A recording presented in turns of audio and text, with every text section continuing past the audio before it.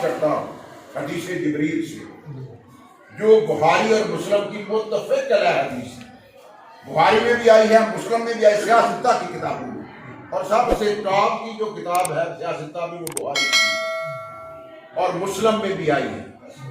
آقا کریم علیہ السلام کی بارگاہ میں جبریل امین حاضر ہوتے ہیں، سیدنا فاروق اعظم اس کے راوی ہیں۔ جبریل امین آئے، آ کر دو جانو ہو کر آقا کے گھٹنوں کے ساتھ گھٹنے لگا کر بیٹھے۔ سیدنا فاروق اعظم فرماتے ہیں کہ ہم نے دیکھا کہ اجنبی آیا ہے، اس کے چہرے پر تھکان بھی نہیں ہے، تر و تازہ ہے، گھٹنے جوڑ کر آقا کے پاس ساتھ بیٹھے، اور ایک روایت میں وہ کہتے ہیں کہ انہوں نے اپنے ہاتھ اپنے گھٹنوں پر رکھے، اور ایک میں ہے کہ حضور کے گھٹنوں پر رکھے۔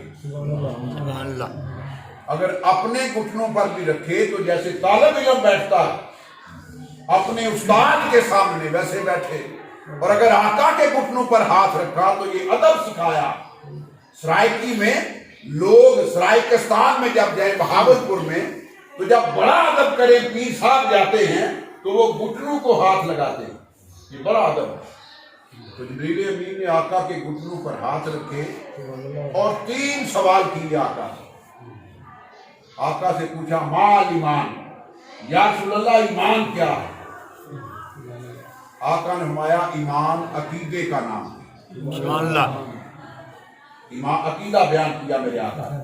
دوسرا سوال کیا، اس نے کہا صدقت یا رسول اللہ۔ پھر دوسرا سوال کیا مال اسلام، اسلام کیا ہے یا رسول اللہ؟ آقا نے فرمایا اسلام عمل کا نام ہے، ارکان جو ہے ارکان خمسہ، اسلام اس کا نام ہے۔ پھر کہا صدقت یا رسول اللہ، یا رسول اللہ آپ نے سچ فرمایا۔ پھر تیسرا سوال کیا مال احسان، یا رسول اللہ احسان کیا ہے؟ احسان کیا ہے؟ تو اب یہاں بات میں روکتا ہوں کہ اگر تو بات فقط ایمان پر ختم ہو جاتی تو جبریل امین دوسرا سوال کبھی نہ کرتے۔ بعض لوگ ایمان کی بات کرتے ہیں، ایمان سلامت ہر کوئی منگے تو عشق سلامت کوئی، ایمان کی بات کرتے ہیں۔ اگر ایمان پر بات ختم ہو جاتی تو جبریل امین دوسرا سوال نہ کرتے۔ جبریل امین نے دوسرا سوال کیا اور آقا نے دوسرے سوال کا بھی جواب دیا، اور اگر بات اسلام پر ختم ہو جاتی تو جبریل امین تیسرا سوال بھی نہ کرتے۔ تیسرا سوال، آج لوگ کہتے ہیں یہ تصوف جو ہے یہ انڈیا اور پاکستان میں ہے، یہ یہاں سے لوگوں نے گھر لیا ہے۔ میں وہ آپ کو تصوف کی تعریف بتا رہا ہوں جو آقا نے خود کی، صحابہ کو سنایا، صحابہ کو سنانے کے لیے جبریل امین نے سوال کیا۔ اور تیسرا سوال مال احسان، احسان کیا ہے؟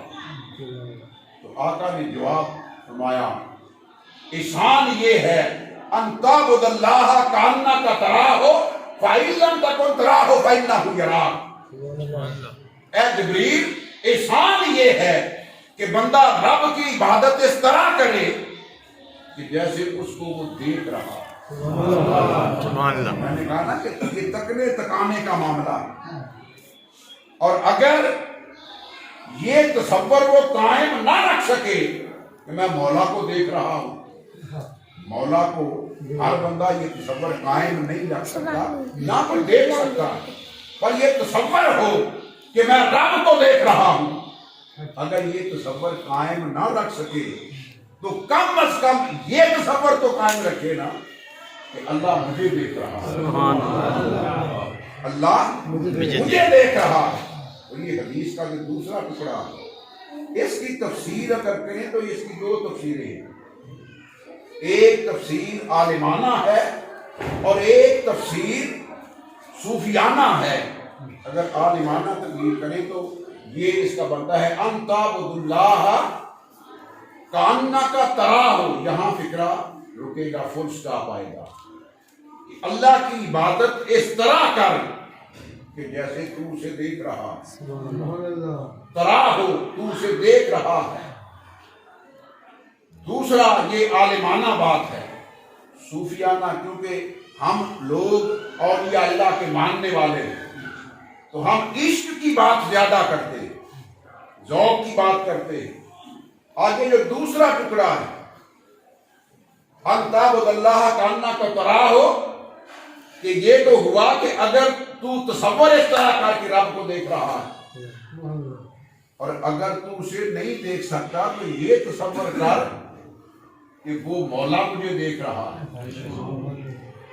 پھر آگے دوسرا فَإِن لَمْ تَكُنْ تَرَاهُ، اگر تو اسے نہیں دیکھ سکتا تو یہاں فل سٹاپ آئے گا فَإِنَّهُ يَرَاكَ، کہ وہ مجھے دیکھ رہا ہے۔ اب فَإِن لَمْ تَكُنْ جو دوسری تفسیر ہے عاشقوں والی، یہاں فل سٹاپ آ جائے گا فَإِن لَمْ تَكُنْ، اگر تو میں کیسے دیکھ سکتا ہوں، تو آقا فرماتے ہیں فَإِن لَمْ تَكُنْ، یہاں پہ فل سٹاپ آئے گا کہ اگر تو خود نہ رہے، اگر ترا ہو اس کا صلہ ہے، اگر تو اپنی ہستی کو مٹا دے، تو خود نہ رہے، تیرا اپنا ہونا نہ رہے، ترا ہو، تو پھر تو اسے دیکھ لے گا۔ اگر تو خود اپنی ہستی کو مٹا دے، اپنے آپ کو ختم کر دے، تجھے ہر طرف یار ہی یار نظر آئے، تجھے اپنا آپ نظر نہ آئے، تجھے اپنا آپ نہ ہوتا میں تو کیا گویا مجھ کو ہونے دے، نہ میں ہوتا تو کیا ہوتا، نہ تھا کچھ تو خدا تھا، کچھ نہ ہوتا تو خدا ہوتا، گویا مجھ کو ہونے دے، نہ ہوتا میں تو کیا ہوتا۔ جب تو خود نہ رہے گا تو پھر تو اسے دیکھ لے گا۔ اب آپ کے ذہن میں یہ بات آ سکتی ہے کہ یہ جو اپنے سے آپ نے بات کر دی، کوئی قرآن بھی اس پر بات کرتا ہے؟ قرآن کریم بھی اس کی کوئی دلیل ہے قرآن سے؟ تو ہاں ہے، قرآن سے دیکھتے ہیں کہ اللہ پاک نے موسیٰ علیہ السلام کو طور پر بلایا، طور پر بلایا، 30 راتیں اعتکاف کروایا، 30 راتیں، یعنی فنا تک کا سفر کرایا۔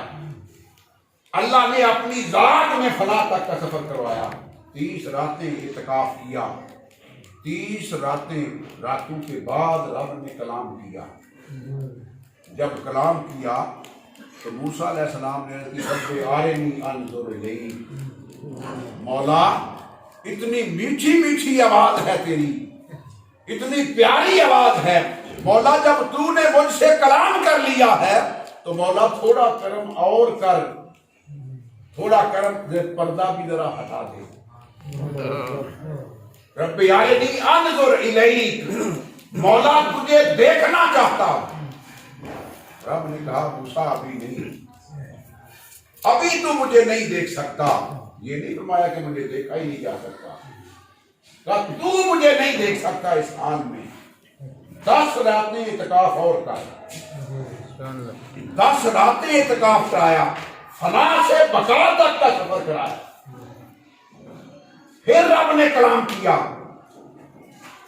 کہا رب ارنی، مولا دیکھنا چاہتا ہوں، تو مجھے اپنا آپ دکھا۔ الفاظ پر غور کریں کہ اے مولا تو مجھے اپنا آپ دکھا، میں تجھے دیکھنا چاہتا ہوں۔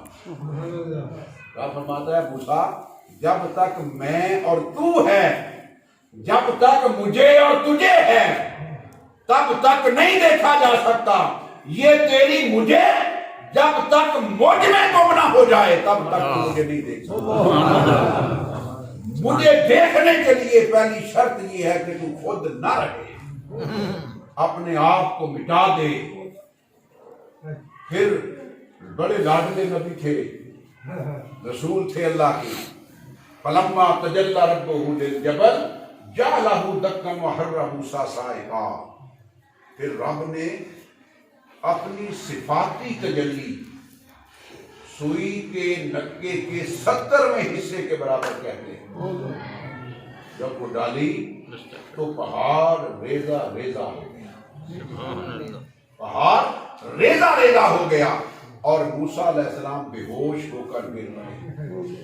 یہ کائنات نبوت میں پہلا وجد تھا، پہلا وجد کہ نور تجلی دیکھی، منظور نہیں دیکھا، منظر دیکھا۔ تجلی کہا پہاڑ پر پھینکتا ہوں، ڈائریکٹ نہیں۔ اگر پہاڑ میری تجلی کو برداشت کر گیا، اے موسیٰ تو عنقریب مجھے دیکھ لے گا۔ اب بے ہوش ہو کر گرے، پھر فلما آفاقا، پھر افاقہ ہوا، ہوش آیا۔ یہ کون سا ہوش تھا؟ بحر میں ہی ہوش جز بے ہوش نیز، مرزباں راہ مشتری چون گوش نیز۔ اس ہوش کا محرم بے ہوش کے علاوہ کوئی نہیں ہو سکتا۔ پہلا ہوش بے ہوش کسے کہتے ہیں؟ ایک ہوش جاتا رہا، پھر دوسرا ہوش وہ دیا جس سے دوسرا جب ہوش آیا تو اللہ نے اپنی معرفت عطا کر دی، معرفت ملی اللہ کی، تو وہ ہوش ملا۔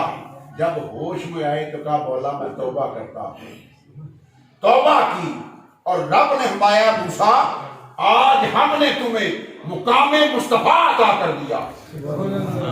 مقام مصطفیٰ، موسیٰ علیہ السلام سارے مرحلوں سے گزر کر مصطفیٰ بنے، یعنی موسیٰ علیہ السلام کی انتہا مصطفیٰ ہے اور محمد کی ابتدا مصطفیٰ ہے۔ تو جب دیکھنا ہو، یہ سارا تکنے تکانے کا کام ہے، دیکھنا ہو تو پھر خود کو مٹانا پڑتا ہے۔ جب ہر طرف یار ہی یار نظر آئے تو تب بندہ دیدار کرتا ہے۔ اس لیے کسی شاعر نے کہا نا حجرے شاہ مقیم دے ایک جٹی عرض کرے، 5-7 مرن گوانڈنا تے ریندیاں نو تاپ چڑے، ہٹی سڑے کرال دی جتھے دیوا نت برے، اور کتی مرے فقیر دی جڑی ٹوں ٹوں نت کرے، گلیاں ہو جان سنجیاں تے وچ ملدا یار پھرے۔ اب یہ جٹی کیا ہے؟ جٹی روح ہے ہماری روح، یہ روح روتی ہے، کہتی ہے مولا میں بڑی پریشان ہوں، یہ میری جو 5-7 گوانڈیاں ہیں نا مولا، یہ کبھی مر جائیں نا تو میں سکھ کا سانس لوں۔ یہ گوانڈیاں